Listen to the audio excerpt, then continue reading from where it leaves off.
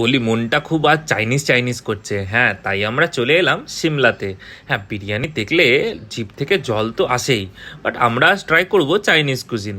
তো আমরা অর্ডার করে ফেললাম mocktail spicy mango, drums of heaven, mixed fried rice আর সুইট অ্যান্ড সাওয়ার চিকেন।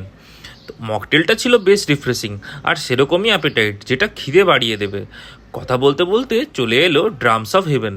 হ্যাঁ, সত্যিই স্বর্গ। বারবিকিউ সসে টস করা চিকেন মুখে জাস্ট ব্লাস্ট করছিল। এবার মেন কোর্সের পালা, চলে এলো মিক্সড ফ্রাইড রাইস আর সুইট অ্যান্ড সাওয়ার চিকেন। খেতে বেশ ভালো। রাইসে ভেজিস আর প্রনসের পরিমাণ যথেষ্ট ছিল।